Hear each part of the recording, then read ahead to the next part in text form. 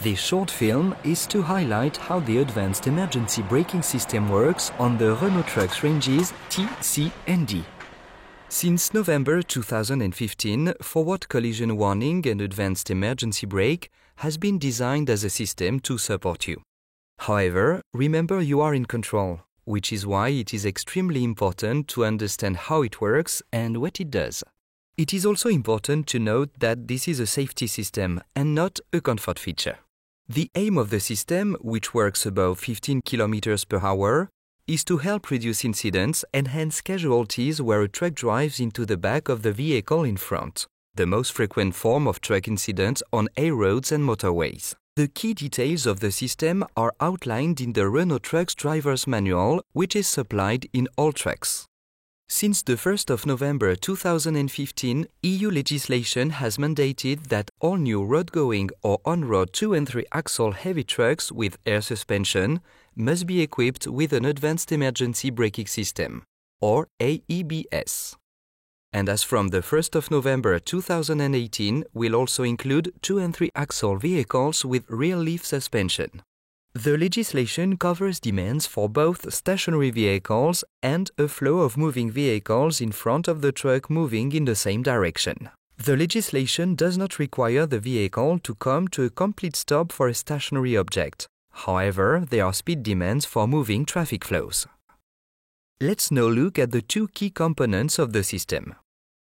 Firstly, you will notice the radar in the lower grille. Its key role is to continually monitor the speed and distance of any motorized vehicle in front. The system works with trucks, cars, vans and motorbikes. The radar is supported by a forward-facing camera that identifies the object. The fusion between the radar and camera results in a close approximation of the object, and so by working together, this eliminates any false warnings that may lead to an unnecessary braking event. And remember, cameras work in the same way as our eyes. At night, in fog or with glaring lights, their performance is reduced. So sometimes the system may rely on the radar only and therefore reduce functionality, as will not react with stationary vehicles.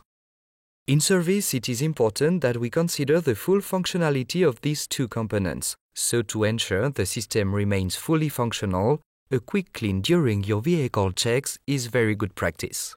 This will avoid any unnecessary faults showing along with the risk of reduced functionality. And if the windscreen is replaced, it's very important that the camera is recalibrated by your dealer. There are three key elements to vehicle safety. We have to be able to see, we have to be able to steer, and we certainly have to be able to stop. The system works in precisely the same way. And so in order for the sensors to define what's in front, we need to ensure they are unobstructed and clean. When you key on, you will see the test function of the dash display. There is a switch on the D, C and T. A press of this switch will temporarily disable the AEBS, which is confirmed by an orange icon displayed in the dash. The orange truck icon also provides the warning when the system is operating with reduced functionality. It's also displayed if there are any faults resulting from the system being disengaged, for example, a trailer running without an ABS signal. When you turn on the ignition, the system will be engaged by default and it's your decision if you need to switch the system off.